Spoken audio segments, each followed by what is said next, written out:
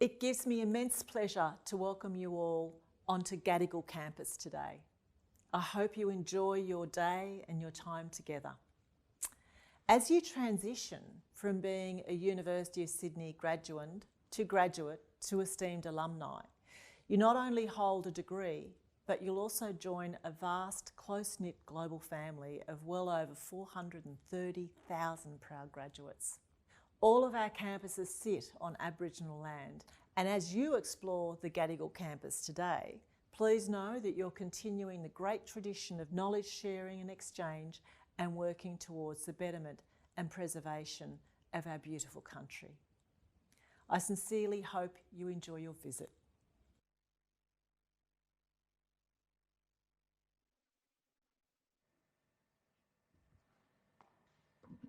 Hey everyone, afternoon.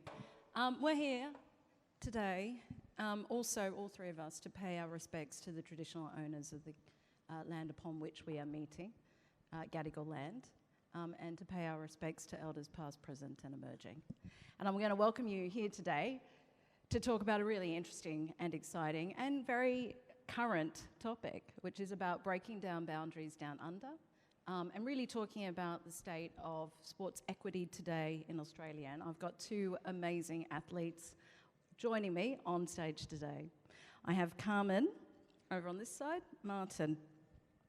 She's Australia's top Taekwondo athlete with a world championship title.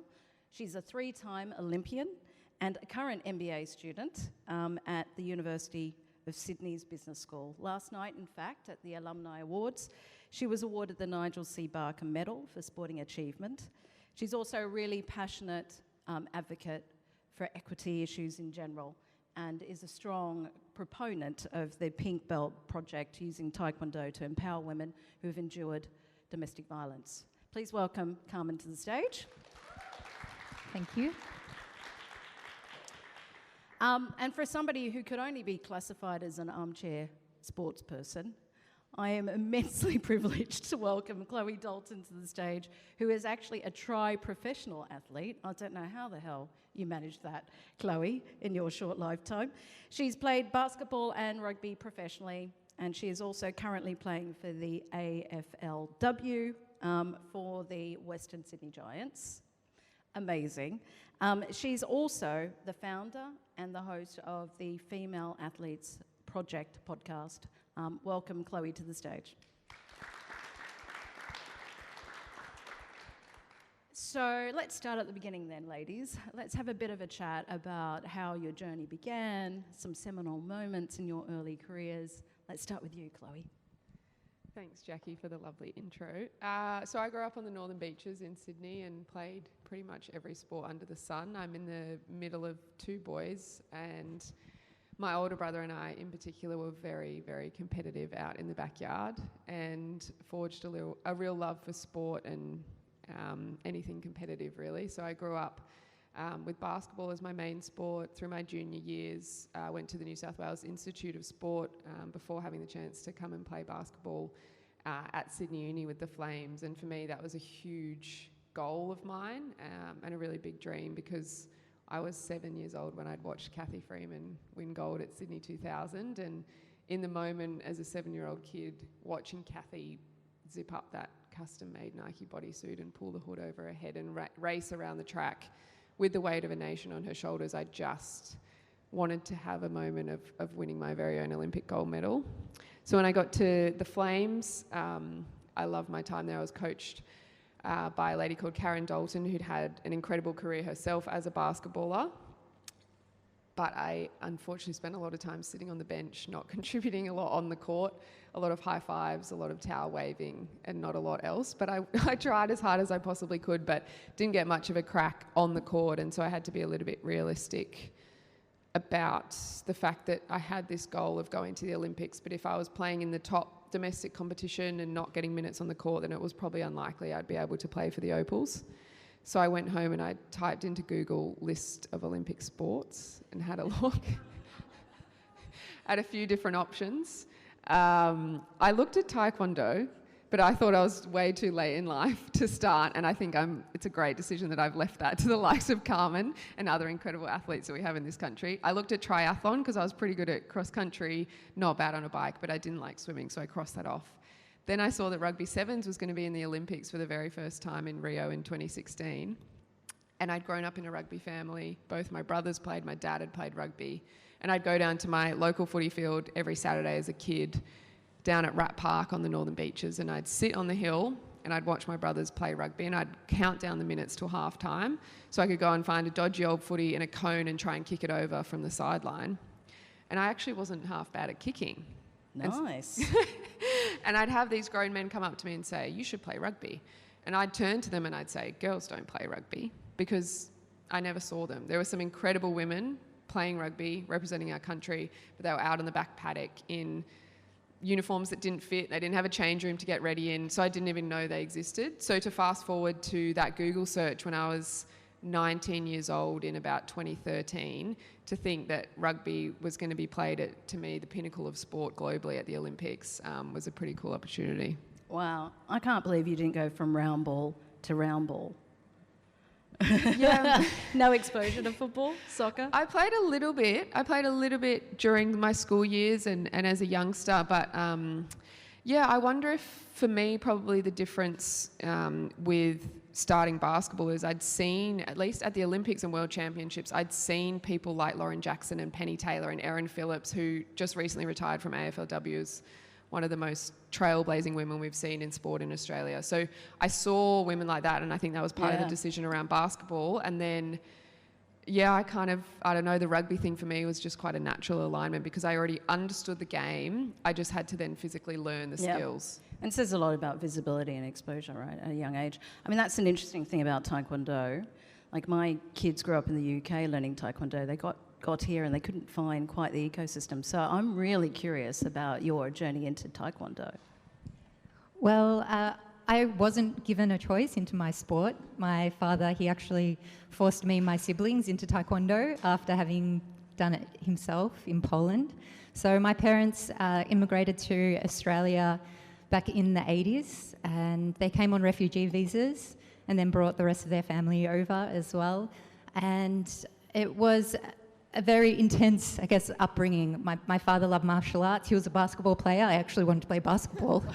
But we didn't quite have a choice, and he saw this future for us, for our children. And all three of us ended up making the Olympics, and he was our very first coach.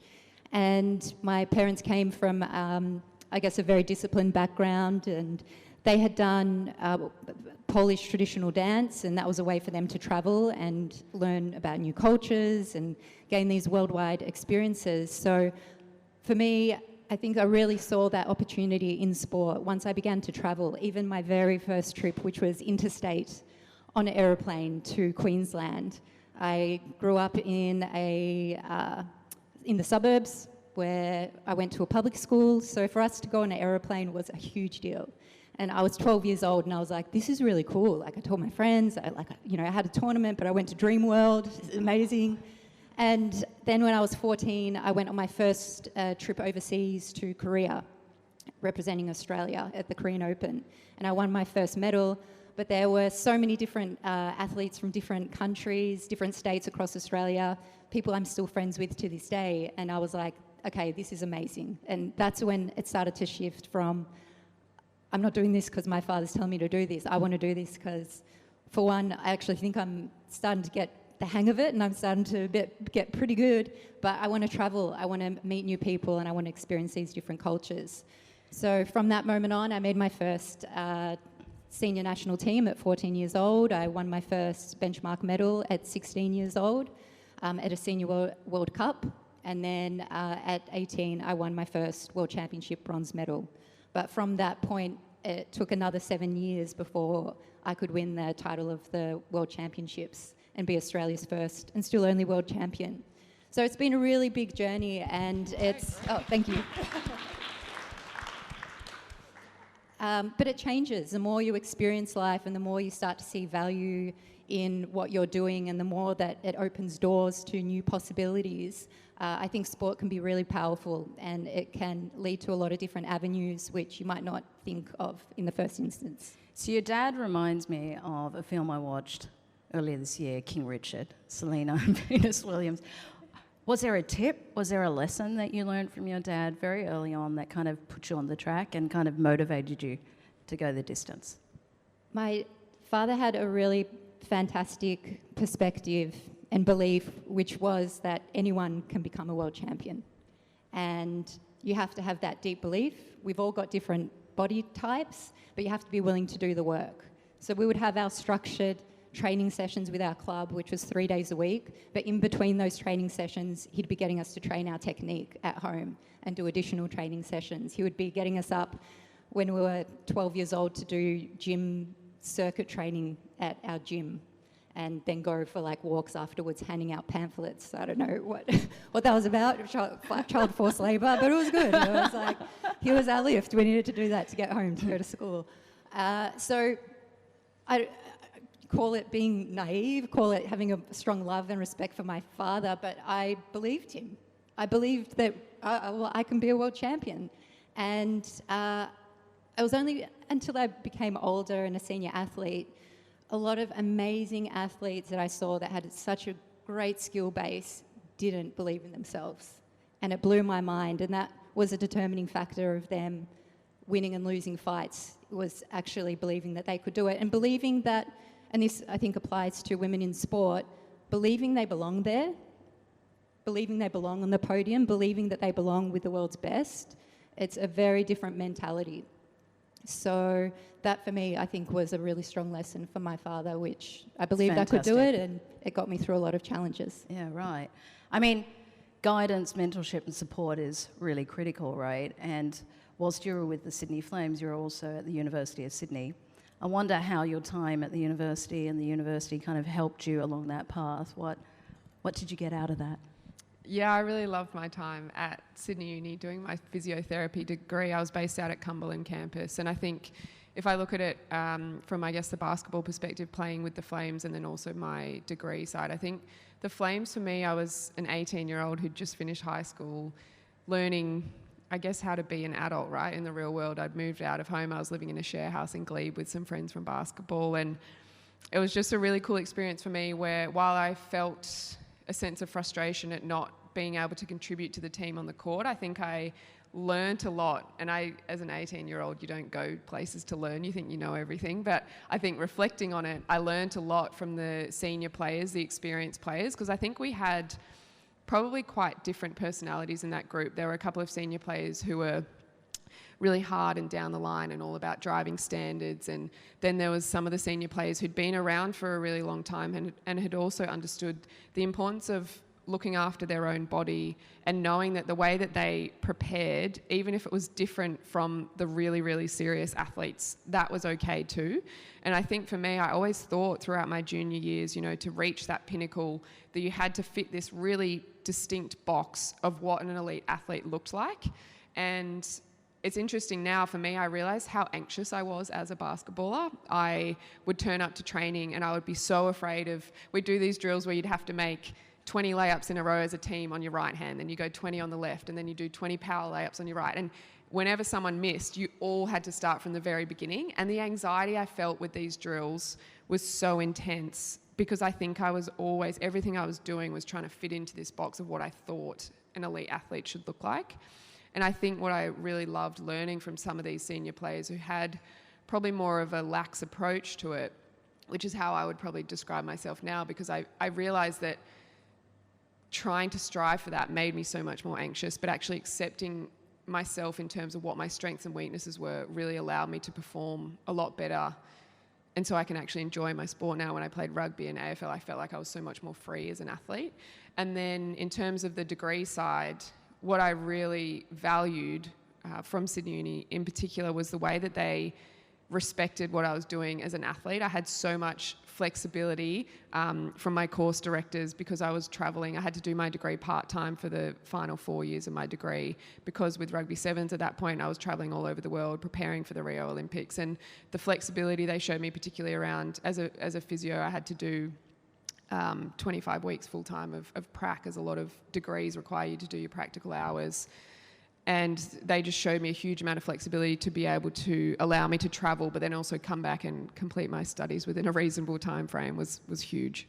I mean, it is amazing. I mean, Sydney University has also hosted and housed and guided a few Matildas, right? We've just had the success of Claire Hunter and Claire Wheeler. Claire Hunter now on to PSG, and Claire Wheeler on to Everton. So we've seen a really good balance, I guess, of a university able to support, a professional elite sport path as well as an academic one.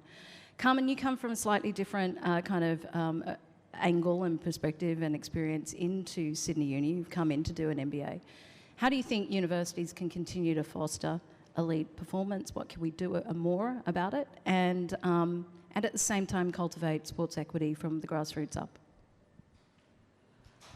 I think that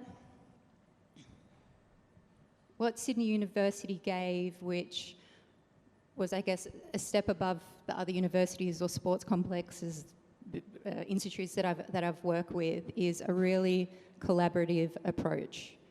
And we don't get to always choose our schedules, whether it's an individual sport or a team sport in terms of our training schedules. We want to be able to get our studies done at a certain time, and also need to factor in recovery, our physio appointments, doctor appointments, and to have that collaboration in terms of scheduling is huge. Also, when last minute situations come on board and it's emergency, like I had an additional tournament come up, which was for my final 10th World Championships that I was qualifying for, and I needed to get in within 24 hours to see a sports dietitian to see if I could drop a weight division or 2 weight divisions to make the World Championships to an open weight category.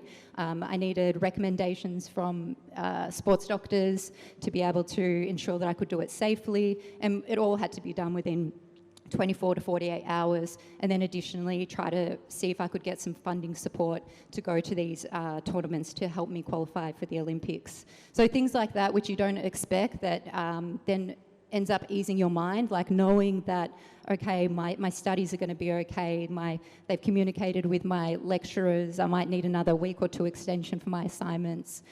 Every little bit counts. And I think the visibility and the promotion that I've received at Sydney University is so important on social media, on the website, people reaching out and saying, like, this is fantastic, congratulations, I didn't know you were studying this, I've always thought about studying this, how was the course? So it opens up conversations, and it sort of takes that big gap of, oh, this can't be achieved, or you can't study and be an athlete at the same time. And for someone to see that you can still do it, and you can do it over a long period of time throughout your career, I think it is inspiring, and it does open up a safe place for people to have those conversations if they were considering doing it themselves. So I think it's really great. I think I've received a lot of support coming from a combat sport, which doesn't receive, an Olympic sport, which doesn't receive a lot of visibility until the Olympics comes around. All those moments in between is great, and it really has an impact. Great. Let's change it up a little bit and start to talk about the state of women in sport, in particular on your code, Carmen. What specific obstacles have you faced, in the world of combative Taekwondo? What challenges do you think you still have to overcome in the sport? Well, I'll tell you a story. So when I had won the World Championships, and as much as, okay, I'm going to talk about myself, but it's hard for me to talk about myself, but the facts are that it was the first time that any Australian had won a gold medal at the World Taekwondo Championships. So it was huge. It was huge for our sport. It was huge for combat sports. And we had come back to Australia, and I had a manager who used to do Taekwondo, and she works pro bono to help athletes out, especially female athletes. And she was reaching out to our contacts, her contacts in the main broadcasting sites. And at that same time was the Essendon AFL drug scandal. And the amount of responses that we got was, we're sorry, we can't run a story right now because we're focused on the Essendon drug scandal. That's what came back. So my visibility and the media display of that achievement, not just for me, but for female athletes and for our sport, was limited to a mother within my Taekwondo club in Melbourne who had a daughter that did Taekwondo, and she happened to work at Channel 9. And she was like, oh, excuse me, can I please run a story on you? Or just be for like 2 minutes at the end of the news program. I think this is great news. It's really inspiring to my daughter. Would that be okay with you? And we were like, yes, please. So, you know, having allies is really important. It's still challenging in terms of the barriers of what's important enough to make news and what, as a community, as an Australian society, what should we be giving visibility to? What do we really want to show what our role models are doing and should be doing and are going to have good consequences, implications for society? Someone doing the right thing compared to a group of people doing the wrong thing. So I think that mentality of it, we have to think of the long game and changing the narrative and changing the visibility now. We might not see it straight away, but in 5-10 years, I think that's when we're going to really see that cultural shift. We've already seen such a big cultural shift in terms of what happened with the Matildas at the World Cup, and everyone's, it was a buzz talking about female athletes and the incredible athletic skill that they were showing and how exciting the game was. And I think that if we can keep that momentum going, then that will be really great for Australia. So if I direct it back to you, Chloe, you're a tri-sport professional. You, more than anyone, probably has the most unique perspective of different codes in terms of visibility, in terms of sport structures. What lessons do you learn as you kind of look across the three? Who's doing it good? Where are there needs to improve across each of the codes?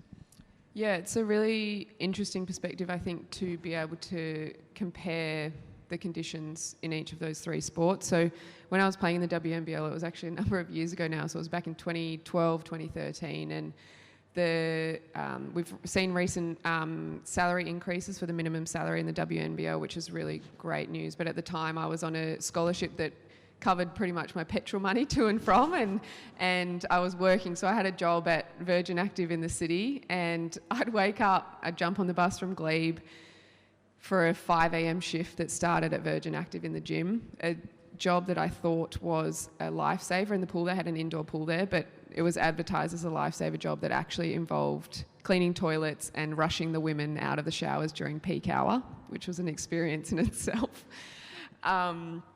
So I do that shift, finish at 2 p.m, head straight to training for Flames, do my gym on-court session, home for a late dinner, jump into bed, wake up at 6 to then travel out to Cumberland for my early morning university lecture. I had some really good friends in my uni course that would often help me with notes when I would fall asleep underneath the chairs in the lecture theatre after working some pretty early shifts during that time. And I think for me at the start of my career, and that was really similar across a lot of semi-professional sports at the time, that there was that real juggle and real balance. We've seen a couple of sports lead the way, and I'm really interested, Jackie, to hear a bit more about the Matildas and Football Australia a bit later on, but I think Cricket Australia and Rugby Australia are two to touch on. Cricket have really led the way from a pay equity perspective, but also some really important elements of their collective bargaining agreements that address things like pregnancy policies, which for so long haven't been looked at. I think as a female athlete, if you're someone who wants to carry a baby, it's something that you have to consider. How do you time it? Because often your most successful years as an athlete are your most fertile years, and it's a really tricky balance. So I think it's incredibly important that a lot of the sporting organisations and bodies have started to implement really great pregnancy policies. For the AFLW, we've now just had the first one included in our current collective bargaining agreement, which means that if I were to fall pregnant and have a baby, I could have my contract still there, and I could also have 12 months after that it was guaranteed that I could return to the sport without the pressure of having to get back. Whereas previously, without a pregnancy policy, it's kind of like you're out of contract, good luck to you, best of luck. So I think seeing those considerations implemented are really important. Hugely important. Hugely important. And just one more element to touch on is probably the full-time v part-time piece. Obviously that basketball example, I then moved across to rugby sevens, which was a full-time program, which had additional funding from the AIS and the Australian Olympic Committee. And for us, the difference that I experienced being a full-time athlete who was able to devote all of my time and energy into some of the things that Carmen touched on, or even things like the doctor, your physio, dietitian, fitting that all into your day as your only priority made such a huge difference to how you were able to perform as an athlete. So to now go into the AFLW scenario where it's kind of, in a way, it's felt like in my sporting career, I've kind of taken a step back in terms of going back to being a part-time athlete. It's a real challenge. Yeah. Right, God. And if I could just add to that as well, I think it's difficult when you're an up-and-coming athlete and you're trying to picture your future and your career as well. Usually when you are competing and you need a flexible work-life training balance, you don't always get to do the job that you want to be doing. You have to make the decision to pick a job that can be casual retail or cafe or something that fits into that schedule. And I think that that's like a little bit of challenge. I guess if I could go back and more workplaces could, if with that visibility, you get that credibility, and more workplaces, I believe, would want to be on board, and you can be in that industry you want to be in, getting the experience at an earlier age to help build your career in the direction that you want. And that's why visibility is also important, because I think that then you can have those conversations with employers, with maybe a business that you really do want to be working with, not just the one that allows you to fit in your athlete life. Have you had that flexibility with businesses as well, Chloe, in your career? Yeah, I think at this point in time, I'm really fortunate that I've kind of stepped away from the physiotherapy to do more work in the media space with the Female Athlete Project, the platform that I run. And part of my contract negotiation when I moved from Carlton in the AFLW to move back home to Sydney and play with GWS was that I said to them, I'm really passionate about this media space and I'd love to get more exposure. So part of my contract negotiation that I have is that I have a part-time media role with the club as well. And I think that comes with pros and cons. Like I think there's a sense of balance where you don't want to be in at the club 24/7 where you're training and working. But to me, that's, I guess, the ultimate form of flexibility. But we've also started to see certain organisations, so John Holland have a partnership now with the AFLW where they have a number of players who are employed to work part-time jobs and also be able to leave on time to get to training. So I think there's organisations that are starting to do it, but to Carmen's point, I think there's so many female athletes that have had careers impacted by the fact they've had to take on jobs that purely are flexible to make training and competing the priority. So I'll give you guys a bit of a context on the journey that football has been on. Socceroos were formed in 1922, and over 50 years later, it took till 1979 for the Matildas to come into being, right? So a good long delta there of not having any professional development, no development of the game, no cultivation of women in football. And in the last 40 years or so, it's been about slow and incremental progress. You know, we didn't get a first collective bargaining agreement till 2010 with the Matildas, and that actually encompassed minimal match payments. So the Matildas were forced to continue to work full-time jobs and manage their professional careers. And of course with football, that's a lot of international travel, not just domestic travel. They then went on strike in 2015, and it was a pretty important point at which they went on strike. They went on strike at the point where they were in line for the Olympic qualifiers. They were about to do a very significant game with the US. That was September of 2015, and they basically put a hold on it. And what was brilliant about allyship, really important, was that football players around the world and the US team actually supported them in that bid, and they moved forward incrementally in terms of better pay and conditions. Fast forward 2018, structurally at the board level, we moved to 40-40-20. That was a significant move, and actually one of the first kind of moves in terms of getting a top-down level of equivalency. That led to, I think that was pretty foundational in helping lead to the first equal pay deal that took place in 2019 with the Matildas and the Socceroos. And it should be said that, again, allyship was really important there because the Socceroos actually gave up an increase in pay in order to kind of get to equivalency with the Matildas and the Socceroos. And the give back on that is that we now fast forward to 2023 and we have, and we're in the throes of new broadcast media negotiations. And in fact, the Socceroos will then benefit from the overall pie because we're in a revenue share arrangement. We got the hosting rights in 2020, and I think this is the thing. Pay equivalency built the foundation, but it was no means the accelerant for where we got to in 2023. Because we had achieved equivalency, we could go harder at pushing for ambitiously for the World Cup play.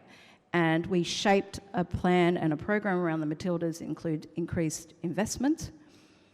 We went beyond parental leave and looked at parental policy.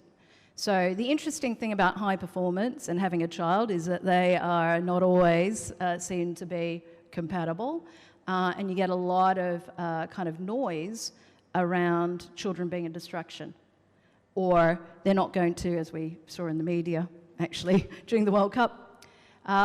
You know, it's great to see them come back and be able to play and be a parent. Like those sorts of noises, you know, we looked at it in 2019. We changed the parental policy. We enabled, and we saw the evidence of this with Katrina Goring, we enabled Harper to be supported and be able to travel with her mum. We invested in that. We actually funded Katrina's mother to help support the whole way through and to travel her around. And Tony Gustafsson actually said in the Matildas documentary that Harper was seen to be the 24th player, right? So we tested and learned, if you like, a global leading parental policy in the lead up to the World Cup, and it's paid dividends, so that by the time we got to the 2023 collective bargaining agreement, which we've literally just signed with the PFA and our players, we have moved age 2 for parental policy up to age 4.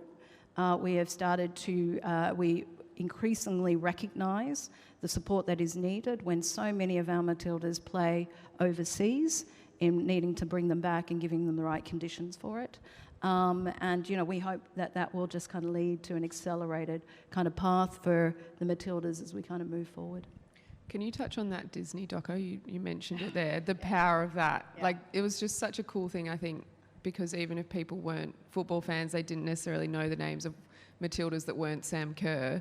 Yes. When they were watching the World Cup, people felt so much more connected. That was exactly it. I think we knew that from the media we'd get broadcast reach, but what we wouldn't get is familiarity with the players. What we wouldn't be able to show in just the broadcast of the games was the struggles that they went through. You know, Katrina being a mother, the challenges of being international but having to play domestic games. In fact, some of our on-pitch policies around, you know, moving to compete against more of the top 10 kind of nations as we went through as kind of part of our high performance strategy.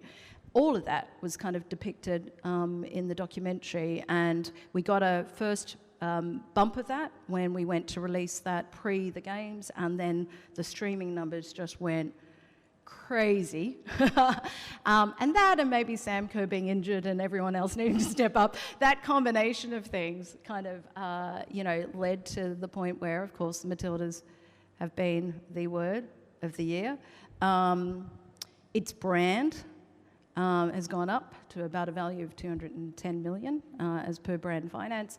And we have talent that people are connecting with emotionally. And of course, the hearts of the nation don't come from performance stats alone. They come from seeing amazing players and hearing about their stories and being connected on the journey.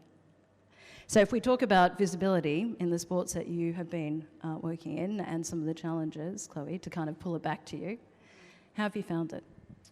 Yeah, I think there's a couple of major issues in the visibility area. I think I probably look at two key components of it. I think I loved hearing Carmen's story growing up as a kid and about her dad, and I think there's a real power in that, and similar with the Matilda's doco, there's a real power in people actually getting to know someone, whether it's virtually and on a TV that's not even connected, or if it's in a live format like this, that when you then watch someone compete for the next time, you feel so much more invested because you feel like you're going along on that journey with them.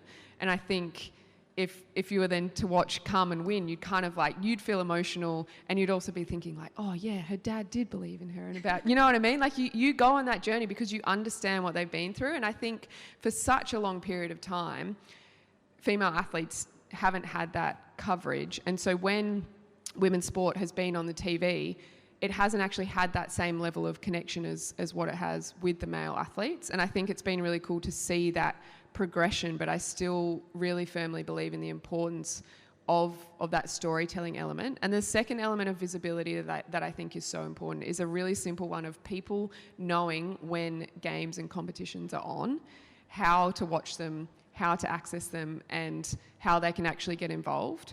What we've seen through my platform, the Female Athlete Project, is a huge amount of growth in our followers. We've hit over 120,000 followers on our Instagram page, and they're not all sports fanatics. They're not all diehard football fans or rugby fans or AFLW fans. There's definitely people who are, they love specific sports, but across the board, we've had this huge groundswell of engagement because people love seeing women existing in spaces where they didn't before. They love seeing women breaking records and breaking down barriers.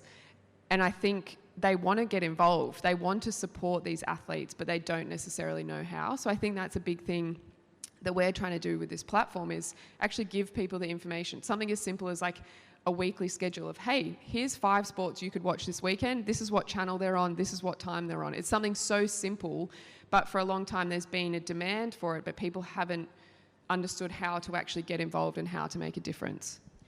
That's so true. I mean, I come from the world of Netflix, where we always got press as to what was on, what was coming up. I mean, just that level of sponsorship from media alone would make a big difference. The other one that I want to kind of open to both of you is around sponsorship. The opportunities for sponsorship, maybe how it's differed between males and females, you know, and what we can do more of, I guess, on that side in terms of bringing brands along, because that's an important part of amplification. There's probably one thing which I want to say was in terms of the... Oh, will come back to me, but I'll answer your question first. So sponsorship is huge. Number one, very obvious. It makes our lives easier to be able to sustain what we do. And the majority of the sponsorship money that we get doesn't actually go to a house deposit saving. It goes back into our sport. So we're like doing a global sport. Taekwondo, which some of you may not know, is the most participated sport in the world after football, after soccer. So it can take us around the world, but in order for us to be competitive, just like the Matildas, we need that international competition. So a lot of our development is travelling and getting ourselves overseas.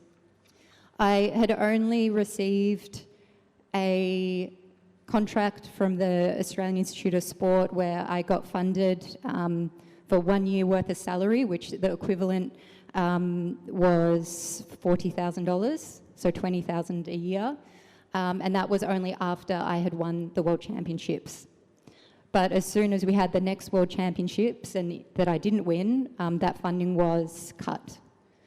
So in my 20 years of representing Australia on senior international teams, I was only fully funded once. With that funding, I then had to also try to bring my siblings along, other athletes which maybe couldn't get overseas, that we wanted to be part of their team, our team and their development. We would also give them funding grants. So it's just that shared resourcing that when you do get it, usually you have to understand that families and lower level sport, not in terms of effort, but in profile within Australian society, that money does get spread out, and then you lift up the community and you lift up the standard of that sport within the country. At the same time that I had won the World Championships and was the first person to ever do so in history, there was another male athlete who had won 2 bronze medals or the first one bronze medal at the Grand Prix. So we've got Grand Prix events, which happen 3 times a year. And he also received that 1 year fully paid funding. But I remember, even though it was great and I didn't say anything and I was happy for that person, I was like, wow, like, shouldn't I get more? shouldn't there be a little bit of a difference in level? You keep him at the same amount, but can I get a bit more of a boost? Just to show that little bit more of a, like, this is really hard to achieve. It's never been done before. It might be decades before it's done again. But so that's what, you know, that sentiment, you have that memory in your head that we have to do so much more to be rewarded. But when you get other sponsors that come on, for example, one sponsorship that I got with Swiss multivitamins for the Rio Olympics was fantastic because I think it was a one-off amount of $6,000 and like another $3,000 in goods of supplements, which again, you know, I could get supplements and make orders for share it with my mum and auntie and cousins and siblings so they could be all healthy too. But that funding we put towards, you know, helping get my parents overseas to watch us at the Olympics. And Swiss was fantastic because they bought TV commercial space. They were an official sponsor of the Olympics. They ran articles in The Age, in the Herald Sun, so from Melbourne, and they were really great with promoting athletes, female athletes, para-athletes. And that was a time, again, where people were seeing people hadn't spoken to since primary school that were reaching out, and great, fantastic, you know, other TV stations, the Project, ABC, SBS, you know, do you have time for us to meet and do a little video or a little article? So there's a bit more of a snowball effect. And it just gives you that credibility, it elevates your sport, and it makes a world of difference. Like we're putting in that many hours as any other professional athlete out there, and having that visibility and that platform is so important.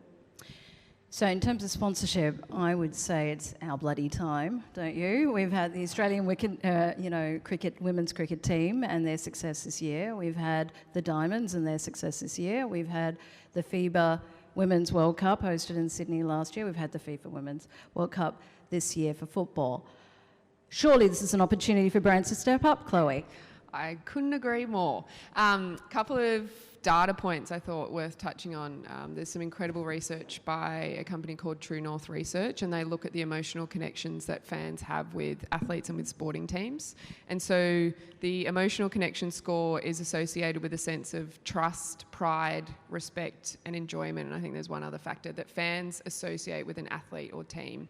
And what they've found through over a decade now of research is that women's teams and female athletes have a greater emotional connection with their fans because of who they are as people. Unfortunately, we have to be really well-rounded people because we can't just get paid a lot of the time to play sport. So female athletes have almost been forced to commercialise themselves and show that they're well-rounded, and a result of that has been something really positive, that their fans feel a real sense of trust and respect and pride with them.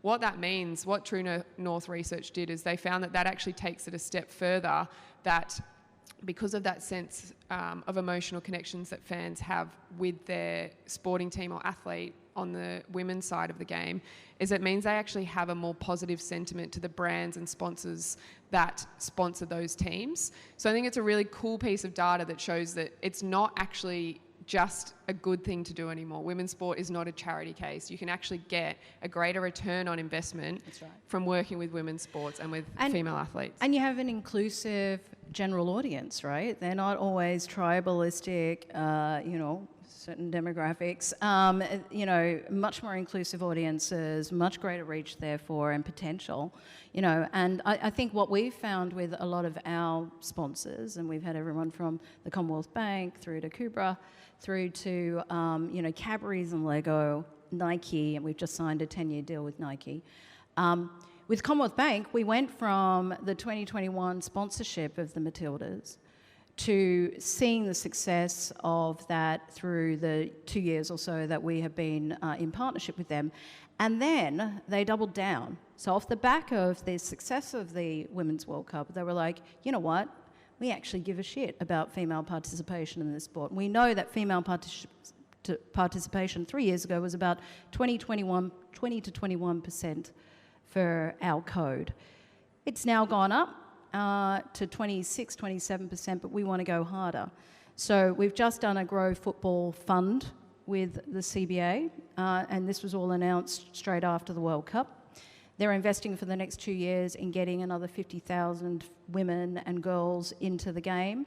And not only that, because we know that a lot of the progression of pathways requires coaching talent to be there, female coaching talent to be there, female referees. The entire kind of system needs change up. So as part of the sponsorship and the partnership that we're doing with them, we're investing in mentoring for coaches, we're investing in kind of fostering training and that support network and funding of it. So sponsors can go way more than sponsoring an individual athlete, which bare minimum, right?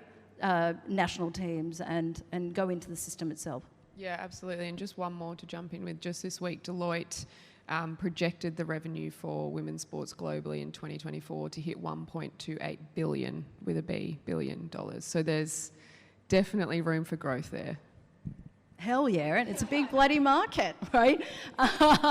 If I look at it with FIFA, we went to 2 billion in reach, global reach, right, internationally.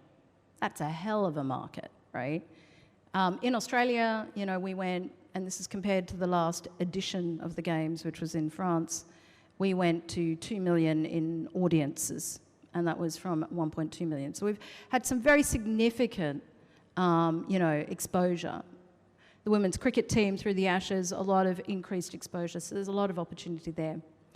What lessons do you think we can take out for maybe other codes that are not as progressed off the back of the last couple of years that we've had?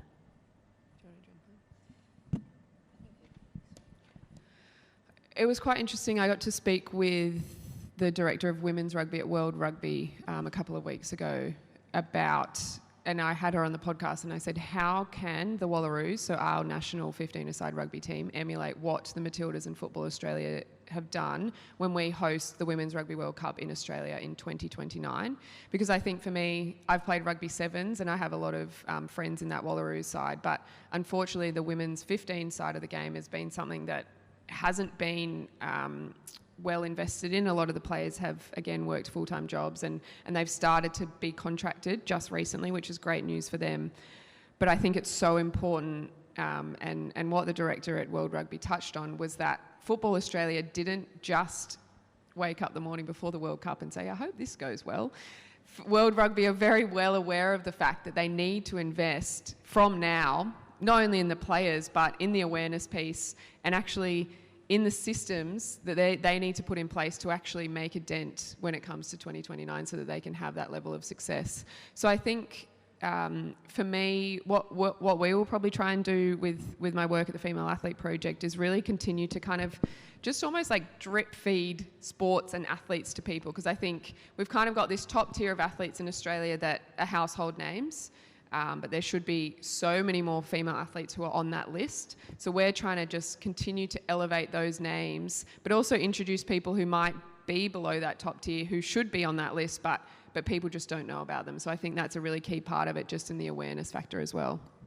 Yeah, I think awareness is huge, and we live in such a giant country and there's such a diversity of sport, and a lot of athletes and a lot of people within the community don't fit into the mainstream sports, and we want to be able to provide them with an alternative.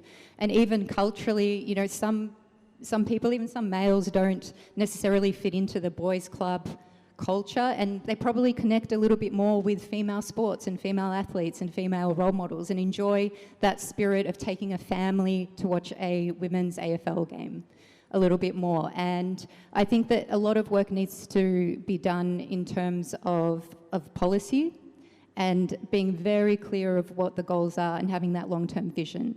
So we all understand that sport has great implications for your lifelong health, physically, emotionally, psychologically, and socially. And I starting off, my undergrad degree was exercise and sports science. And I did this because there wasn't a lot of strength and conditioning knowledge within my sport and within combat sports within Australia. So I was like, well, I want to know how I can get the best. How is it going to be specific to Taekwondo? How can I get to the next level? And then from there, seeing that there was so many barriers to progressing within my sport as a female athlete and for my future as a female coach or working in a leadership position or in strategy, that's what motivated me to do the MBA at Sydney University, to understand how can you come up with a really great strategy, how can you work with teams, how do you manage people and organisations, and how can you lean onto a diversity of thought and also a collaborative approach to come up with the best possible model moving forward. So we have to change that vision to how can we, and this is something in my new role at the Australian Taekwondo as a performance pathway lead, so developing athletes from the grassroots into high performance. So I'm that middle tier of developing athletes with the goal for these athletes that I'm working with to peak and perform at the Brisbane Olympics. And with that, even though it is high performance development, we want these athletes, we want the support staff and personnel to have lifelong engagement in sport. We want them to know that there is a future of, if you finish your athletic career as a female athlete, you can become a female coach. You can become a female sports manager. You can organise tours. You can help with our Paralympic campaigns and our teams that we're building up as well. Because at the moment, we're still very behind within combat sports and within Taekwondo. We've never had a female national coach, and we've only had a female coach on a world championship team one time in 20 years. So there's still a lot of work to go, and we still get hit. Even a couple of years ago, I was like, what are you doing for the future? How are you training them up for that experience? Because we had the reasoning of, well, they're not experienced enough, they're not good enough. And it's like, well, how are they going to get the experience if you don't build that opportunity for them to go on as someone that can learn, as someone that can be mentored, and take them to those top level competitions so they can understand the environment and start getting that experience. So better planning and better strategy. Now, I'm about to throw open for Q&A, but before I do, very quickly, piece of advice for any female athlete thinking about going professional today. I think one of the biggest things I've learned throughout my career, I always thought when I was a young person admiring some of the best athletes in the country, was that I always admired their longevity in the sport. And so when I got to a point in basketball where I kind of felt like the door was closing in a way and I didn't feel this sense of enjoyment, I got so afraid that if I took this leap and kind of gave away what I felt like I'd worked for my whole life, that yes, it could have ended poorly, but maybe I wouldn't be seen as this successful athlete if I switched sports, because I was kind of not persevering through the hardship. But I think my biggest piece of advice, I guess, for a young female athlete would be to, it's bloody hard work, but if it is at a point where you're not enjoying it, it's okay to look at other avenues. And I don't necessarily mean switching sports altogether, but it's okay to seek out change even within your own sport, to get to a place where you feel like you're enjoying it again. Great. Carmen, final words? Yeah, I can echo that sentiment. Sport, high performance sport is, some people, think of it as a build up to the top of a mountain. And the best explanation I was given for it is it's snakes and ladders. Like it's just a mess. It's like up and down, and you go backwards and then you go forwards, and you think you're going the right direction, and then something, another curveball gets thrown your way. And the only way to survive that and to persevere is if you have a great team of mentors around you and coaches who believe in you and who have got good integrity and have your well-being at heart. And so you're going to have people that you can trust that are going to tell you the truth, because sometimes it's the harsh truth. Sometimes you need people to tell you to pull your head in or you're doing the wrong thing, and that's okay. But if it comes from a place where they've got your well-being and your career at their heart, then you're going to be able to have the strength that you need. You need to lean on people at different times of your career. Some athletes, again, which I worked with, which were so skilled and had so much potential, just found it really hard to ask for help. And I was the first person to ask for help. I need this support. I don't know how to do this. Can you point me in the right direction? The expert that can help me with this. And also when it comes to the hard times that you experience, you have to let go of the hard times, but you can't let go of the love that you have for the sport. And a really great image that throughout my MBA we work with a performance psychologist mentioned, he said, it's like if both of your hands are held on to the bad memories and the bad times, then you've got no free hands to grab onto something new. So you have to let it go, and then you'll be able to grab onto a new experience and have that hand free for something new. So I think that's the advice that I would give, and yeah, never let go of the love that you have for the sport. That is fantastic advice. Please join me in thanking Chloe and Carmen. We're going to go into Q&A now, but I just need to give you guys a round of applause. Thank you.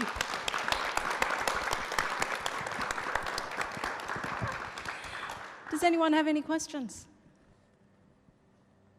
How do you manage the injuries? We've got a mic. We've got a mic. Oh, yeah, do you want Just how do you manage the injuries? They must come. to? Yeah, I've had, particularly the last couple of years, I've had a really rough run with injuries, and one of the worst experiences I had, so I went to the Olympics in Rio in 2016, and then I started playing AFLW, and then my rugby sevens coach gave me a call and said, would you consider coming back to rugby sevens and trying to go to Tokyo in 2020? And I said, can I do both AFLW and rugby sevens at the same time? And he said, we'll make it work. I said, signed, deal, we're done. And so what I did is I trained for both sports, and then returned home to Sydney at the start of the pandemic to move back in with mum and dad, and we were allowed to do, I think, one-on-one training sessions and then 3-on-3 training session based on what the rules were, and trained the whole way through, returned with the team. I had a bulging disc in my lower back around level L5, S1 that was about 9 months out from the Tokyo Olympics after it had already been postponed due to COVID. And I went and spoke with the surgeon, and I said, what do you think the option here is? Ideally, I wouldn't be getting surgery on my lower back 9 months out from the Olympics, and at the age that I was absolutely fearful. I kind of thought that someone my age shouldn't be having back surgery. It could kind of end my sporting career. But we weighed up the options and decided that in terms of that time frame, that was the very best option for me. So I went in and I had the surgery done. For the first week or two, I wasn't even allowed. Mum and Dad had quite a steep driveway. I wasn't even allowed to walk down the driveway. So I was allowed to go for a 30 or 40 metre walk each day at that point.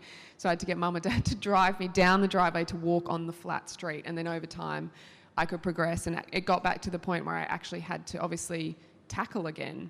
And I was so fearful of trying to learn how to tackle again after having back surgery. I was so petrified that I was going to stuff it up what the surgeon had fixed. But I just broke it down into these really little chunks of ticking off one achievement each day that got me closer and closer. It wasn't doing a tackle on day one. It was over time. I slowly did small skills that allowed me eventually to make that first tackle, and did all my rehab and came back to play. I got back to full fitness and was selected in a team to travel up to play in a tournament 4 weeks out from the Tokyo Olympics. We were playing against New Zealand and Fiji. And in this game, my teammate and I came from opposite directions to tackle the same person, and the top of her head actually hit my cheekbone, and I fractured my cheekbone in about 4 places. And the second I was laying back on the ground, and I could just feel it throbbing. The second I sat up, I just felt blood streaming from my nose, and they carried me from the ground, and I was a mess. I was bawling my eyes out, and they thought that I was concussed, because you often get quite emotional when you're concussed.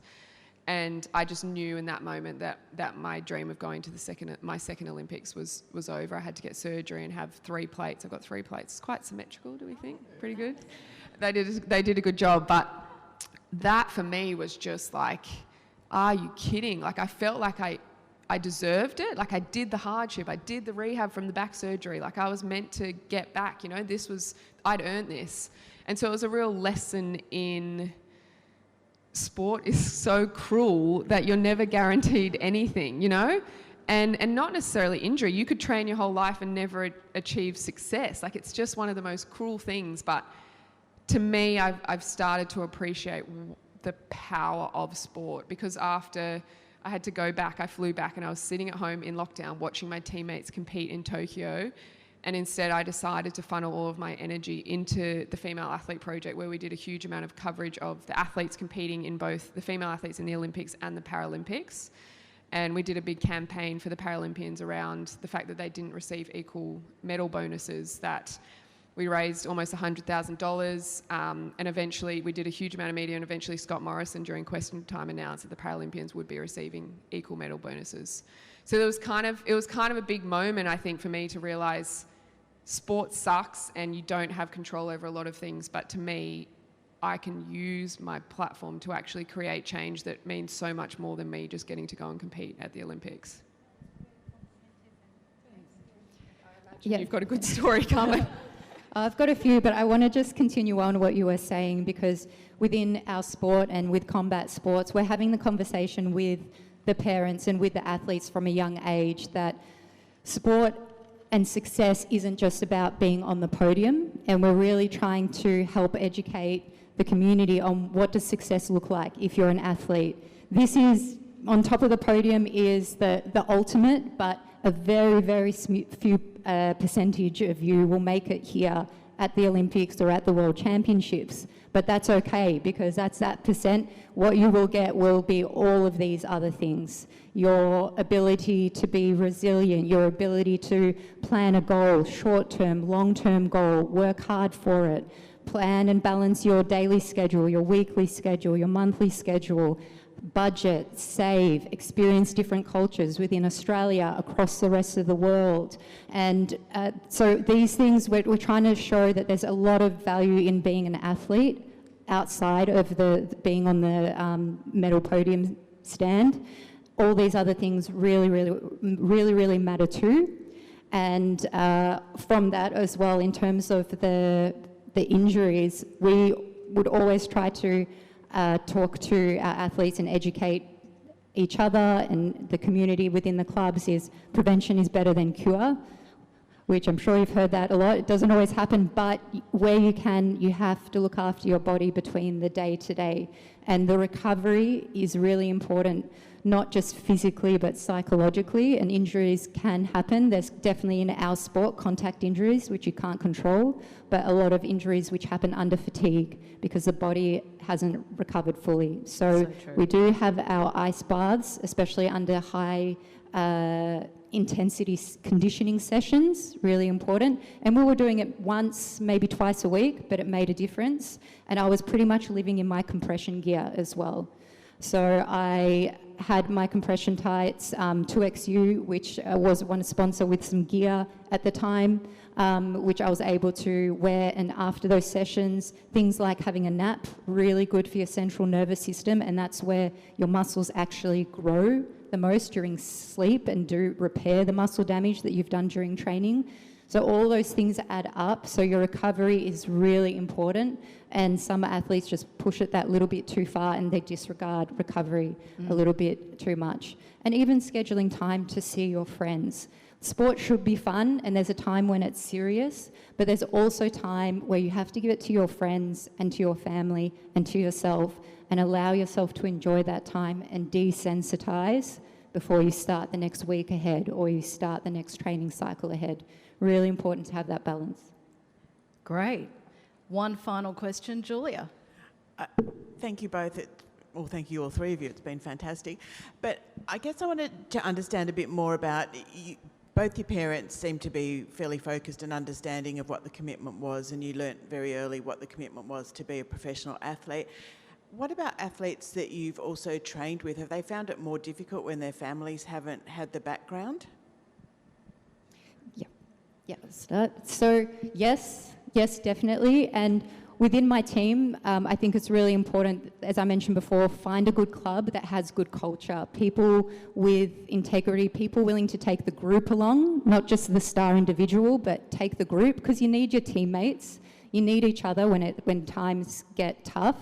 And so for those athletes that maybe didn't have the supportive home environment, we would make sure they had a really supportive club environment. And we would really try to make sure that they were looked after through additional club fundraising.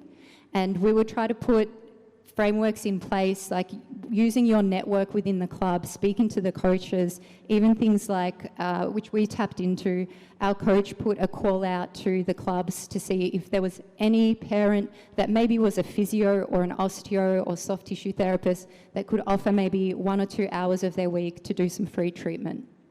Was there anyone that had a gym? And we would, even in my career, I would write letters to my local gym telling them, this is my achievement so far, even as a 14-year-old state champion, I competed at the national championships, these are my goals. Can you help me with a scholarship?